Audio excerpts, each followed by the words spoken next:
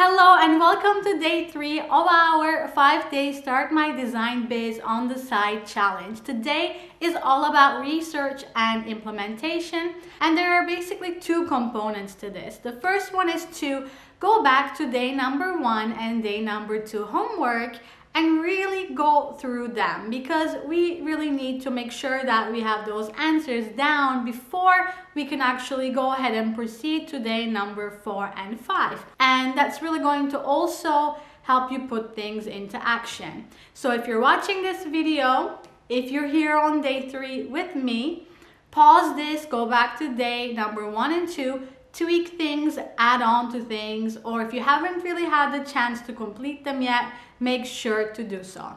And the second part is, of course, because you're watching this video, I'm going to be sharing with you some extra things to really get that research and implementation part honed down, so that you know that you are actually doing a lot of progress during these 5 days. So today, I really want to tell you to do a little bit of competitor research. I'm sure there are some architecture offices or designers that you very much admire, and they can literally be based anywhere in the world. They don't have to be bound to a specific city, country, or a geographic location. And they, can be very big scale offices. They can be single solopreneur architects or anything in between. And when you do identify at least 5 of these designers that you admire, we're going to look into your competitors, because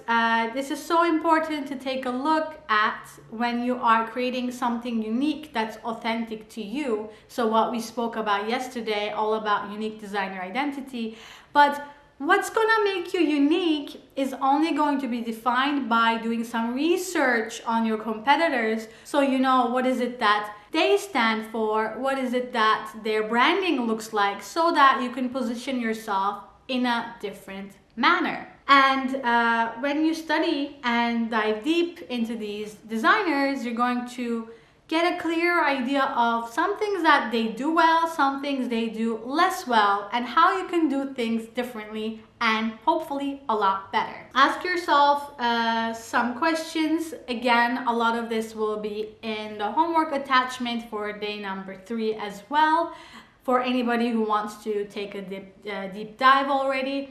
So ask yourself questions like, what about this architect/architecture office do I like? When I think about this architecture office, what are some words that come to my mind? For example, when I think about OMA, I think about conceptual, I think about out of the box, I think about innovative materials. What about you? When you have those architecture offices that you admire, what is it about them that immediately come to your mind when you think about them? You can also ask questions like, how can you describe their aesthetic, if at all, with just one word? And what can I say about this office's work culture from what I see from their website? What does their website look like? How do I feel when I go through their website?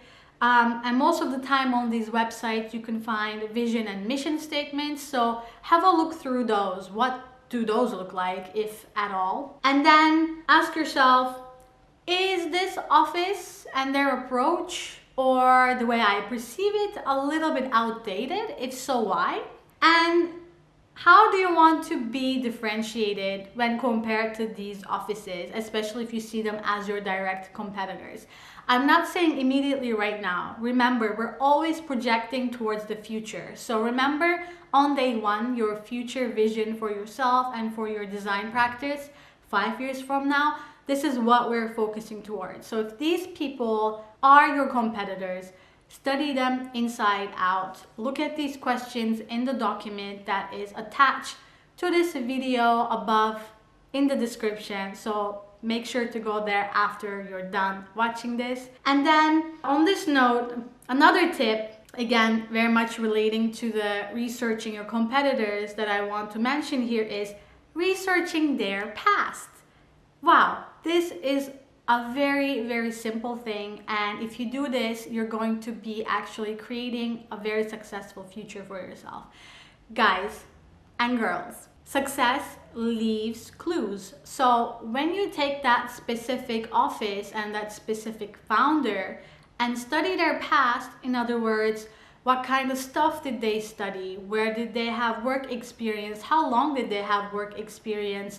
Google them. What does Google say about their background? Is there a Wikipedia page? What does it say on their personal website if they have one, aside from the architecture office website?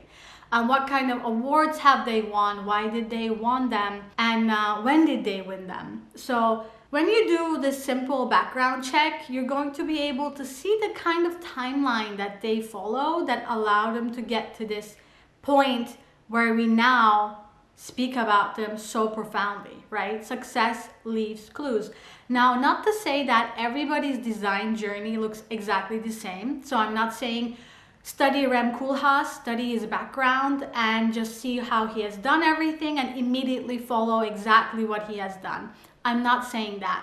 I'm not saying Zaha Hadid, check out Zaha Hadid, follow everything that she has done from education to work experience to competitions, everything. I'm not saying that, but I'm just saying it might be worthy of looking at these individuals' past so that you can pick up the clues that you think are relevant for you and for your own personal vision for your own future. So I think this is very, very important, and this is something that doesn't get spoken about a lot in the architectural education. Again, success leaves clues. Learn from the backgrounds of people that you eventually want to become like or you see as your competitors. Now, with that, this is day number 3. It is all about taking action and implementing. Go back to day number 1 and 2, wrap up the homework, and then come here back to day number 3 and tackle these additional competition related questions. With that said, thank you so much for tuning in. As usual, let me know down in the comments your biggest takeaway. Do the homework. Let me know down in the homework thread that you've done it and what your biggest takeaways were there as well. If you want to be entered to win some of our amazing prizes from this challenge. And thank you so much for tuning in. And I will see you on day number 4 when we will be diving further into what it means to have an ideal client, and most importantly, how can we map out an ideal client for ourselves. Until then, take care, and I will see you very, very soon. Bye bye.